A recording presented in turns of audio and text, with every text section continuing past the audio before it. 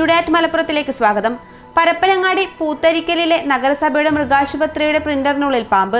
കമ്പ്യൂട്ടറും പ്രിന്ററും പ്രവർത്തിപ്പിക്കാൻ തയ്യാറാകുന്നതിനിടെയാണ് വനിതാ ജീവനക്കാരി ഉള്ളിൽ അനക്കം കണ്ട് സൂക്ഷിച്ചു നോക്കിയപ്പോൾ പാമ്പിനെ കണ്ടത്. തുടർന്ന് ട്രോമ കെയർ പ്രവർത്തകർ എത്തി പാമ്പിനെ പിടികൂടുകയായിരുന്നു. കൊണ്ടോട്ടി കീഴ്ശ്ശേരി ആലിഞ്ചോട് വളപ്പൻകുണ്ടിൽ ജീപ്പും ബൈക്കും കൂട്ടിയിടിച്ച് അപകടത്തിൽ ഒരാൾ മരിച്ചു. സ്വകാര്യ ബസ് ജീവനക്കാരനും കീഴ്ശ്ശേരിയിൽ താമസക്കാരനുമായ അനന്തുവാണ് മരിച്ചത്.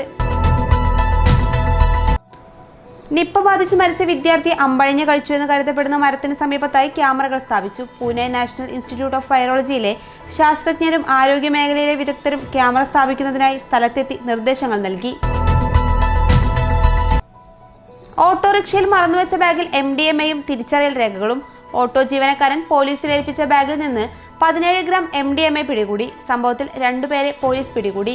മഞ്ചേരി പട്ടർക്കുളം അത്തിമണ്ണിൽ മുഹമ്മദ് അനീസ്, പന്തല്ലൂർ മുഹമ്മദ് ഷിബിൽ എന്നിവരെയാണ് പെരിന്തൽമണ്ണ പോലീസ് അറസ്റ്റ് ചെയ്തത്.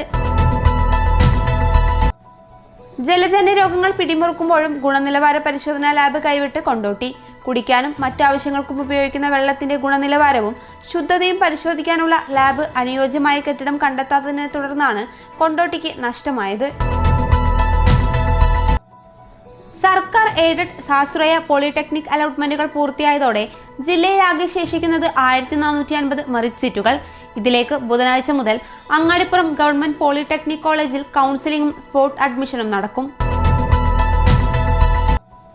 ശക്തമായ കാറ്റിൽ തേക്കുമരം വീണ് വീടിന് കേടുപാടുകൾ സംഭവിച്ചു. മലപ്പുറം കാളമ്പാടി MSP സ്കൂളിന്റെ സമീപത്തുള്ള കാളമ്പാടി സ്വദേശി ഉസ്മാന്റെ വീടിനാണ് കേടുപാടുകൾ സംഭവിച്ചത്.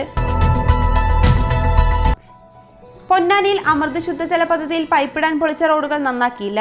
റോഡ് പൊളിക്കാൻ കാണിച്ച ആവേശം പുതുക്കി പണിയാൻ കാണിക്കുന്നില്ല. ഇതോടെ കനത്ത യാത്രാ ദുരിതം പേറുകയാണ് നാട്ടുകാർ.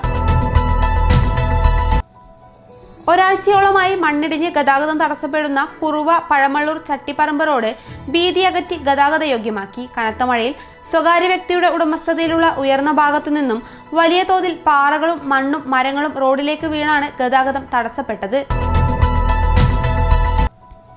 തിരുനാവായ ചൂണ്ടിക്കലിൽ റെയിൽവേ അടിപ്പാത അധികൃതർ സന്ദർശനം നടത്തി.